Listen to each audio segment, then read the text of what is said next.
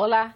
Quando se fala em dificuldade financeira, uma das primeiras atitudes dos responsáveis pelo sustento das famílias é fechar a carteira e evitar dívidas novas para fugir dos juros altos, multas e inadimplência. Apesar da crise atual, o número de famílias endividadas vem caindo. Mesmo assim, a inadimplência aumenta, quando comparada ao ano de 2015. No Agenda Econômica de hoje, nós vamos falar sobre o endividamento das famílias brasileiras e dar algumas dicas para você evitar as armadilhas do consumo fácil. Nossa convidada é a economista comportamental, professora da Escola Superior de Propaganda e Marketing, Flávia Ávila. Flávia, muito obrigada pela sua presença aqui na Agenda Econômica. Obrigada, boa Vamos noite. falar um pouquinho para como é que está essa situação das famílias brasileiras, né, nesse momento de crise. O que a gente pode ajudar a sair da crise, quem está em crise, e evitar cair na crise, não é isso?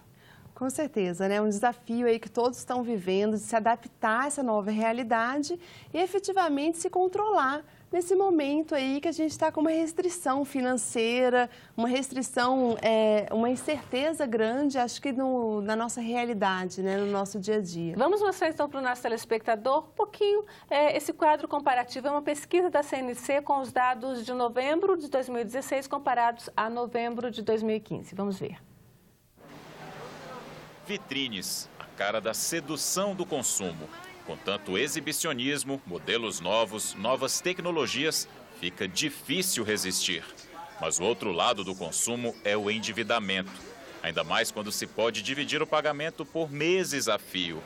Fazer as contas e fechar a carteira é uma decisão difícil, mas necessária, especialmente em tempos de crise econômica. Pesquisa da Federação Nacional do Comércio mostra que as famílias brasileiras estão mais atentas a essa regra básica. Mesmo assim, a inadimplência aumentou. Em outubro de 2016, 57,7% das famílias brasileiras estavam endividadas, percentual menor do que no mesmo mês de 2015. Mas o número daquelas que estão com pagamentos atrasados aumentou. Somaram 23,8% no mês, contra 23,1% no ano anterior. O número de famílias que perceberam não ter condições de pagar suas dívidas também cresceu. Passou de 9% contra 8% em 2015. Bom, a gente viu aí que está aumentando, apesar de tudo, né, a inadimplência, ou seja, as pessoas que não estão tendo condições de pagar, Flávia. O que está acontecendo? Quer dizer, mais famílias deixaram de gastar, mas as que estão gastando não estão podendo pagar. Como é que a gente equilibra aí essa situação? Realmente a gente está o tempo todo lidando com algumas restrições financeiras grandes e o brasileiro tem várias tentações para lidar no dia a dia, né? Então, uma questão que a gente estuda muito aí na economia comportamental é a tentação do agora. Então, se você distancia muito o método de pagamento, então se você está com uma tentação de comprar algo naquele momento e você vai pagar no longo prazo, isso facilita muito você adquirir aquele produto ali, né? Então, a gente tem na nossa cultura o pagar a prazo. E essas parcelas, quando você paga a prazo, a gente tende a não juntar elas no futuro. Então, a gente acaba não vendo todas se acumularem no futuro e vai virando uma bola de neve, né? Com esse cenário de incerteza, as pessoas estão mais cuidadosas, digamos, para arcar, né, tomar essas dívidas de mais longo prazo. Isso ajuda um pouco a tomar essas dívidas maiores que requerem, por exemplo, a compra de um carro, a um financiamento de uma casa. Isso tende a curto prazo reduzir um pouco esse nível de endividamento que quando tinha uma certeza muito grande lá atrás, as pessoas estavam comprando bens muito altos com uma vontade, uma certeza de que as coisas melhorariam muito no futuro. Mas você teve um estímulo ao consumo muito grande, carros financiados em 48 meses, até em 60 meses. Imóvel, tudo bem, é financiado porque realmente é muito caro mesmo, mas você tem um financiamento com juros diferenciados para imóvel. Agora, esses bens de consumo, às vezes o carro estava ficando velho, já era quase hora de trocar e a pessoa ainda estava pagando. E quando você falou de não juntar no futuro as diversas contas, porque vai um pouquinho do sapato aqui, um pouquinho do eletrodoméstico ali, o supermercado no cartão de crédito ali, e quando você vê foi o salário todo. É essa conta que as pessoas não estavam fazendo? É essa conta que é difícil, não só para as pessoas que têm uma renda menor, uma renda limitada, qualquer renda, é muito difícil você fazer, quando você distancia do meio de pagamento, o que a gente vê, é muito difícil você se restringir e calcular esse valor. Então, esse é um ponto de atenção. Então, o que a gente estuda é que existe alguns meios para a gente tomar cuidado, né? A gente fala que tem a lacuna da empatia frio e quente. O que é isso? É que quando a gente está no momento de tentação, que a gente fala quente, a gente tende a gastar de forma mais impulsiva. Agora, quando a gente está mais distante daquele momento frio, ou, por exemplo, agora, né? A gente está conversando sobre isso, a gente está mais sentada, mais sensata. A gente tende a tomar decisões mais racionais. Então, nesses momentos que a gente está mais racional, a gente tentar segurar as nossas mãos para que a gente tome decisões mais racionais no futuro.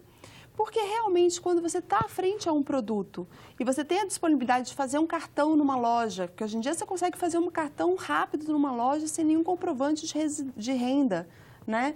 Você tende a comprar mais, você tende a não fazer as contas que você deve. E essas dívidas vão aumentando no longo prazo. Isso é uma cultura muito do brasileiro? Você vê assim numa loja, às vezes, um produto lá, 35, né? R$35. Uhum. Aí você olha de perto assim, 10 vezes 35, né? Assim, mas isso é uma cultura do brasileiro, né? Você não vê em lojas na Europa, nos Estados Unidos, você não vê essa parcela, essa divisão infinita. Mas lojas de outros países, quando vêm para o Brasil, adotam essa mesma metodologia de venda, digamos assim. Sem isso não se vende no Brasil? Qual é a história aí? Culturalmente a gente já tem realmente isso no nosso DNA. Então, realmente isso facilita bastante o endividamento. Lá fora, mesmo os grandes estudos da economia comportamental estão lá fora, né? Então, realmente se observa isso, essa questão de você distanciar do meio de pagamento, isso acontece aqui, lá fora. É um fenômeno muito comum, independente de você ter parcelas ou não. O que eu quero dizer com isso? É que a gente tem sim na nossa cultura para jogar para a parcela mais para o futuro, isso é um problema que a gente tem que enfrentar, mas o fato da gente querer o imediato frente ao futuro, só a parcela não é um problema. O problema é quando a gente sempre quer, a gente distancia do dinheiro e a gente tem aquele bem tingível, tipo um cartão de crédito, tudo, isso facilita a gente não ter a dor, ou seja, a gente não ver esse dinheiro indo. Quando isso é parcelado, então, isso facilita ainda mais. Então, para não se endividar, o melhor é não sair com cartão de crédito mesmo? Mas saber o quanto você tem, sacar o dinheiro do banco e comprar dinheiro? Algumas estratégias, elas existem mesmo. Por exemplo, uma estratégia muito boba, e aí a gente vai estudando de forma experimental, que a gente fala, né? Testar várias estratégias simultâneas. É você deixar o cartão de crédito no carro. Olha que tem experimentos na Inglaterra sendo feitos nesse sentido, que no momento de impulsividade que você está, ou quando você está com uma criança, que a criança pede, né, mãe, no momento emocional, ou momento de fim de ano, momentos, né, Black Friday que aconteceu o mês passado, você tem um momento que você para e pensa se é necessário ou não. Esse momento de parar e pensar, ele é muito importante para o ser humano. Então, você para nesse momento de impulsividade. Então, são técnicas que a gente vai pensando quando a gente vê que o ser humano tem limitações, que só a educação financeira, saber quanto que é os juros, saber que a gente vai...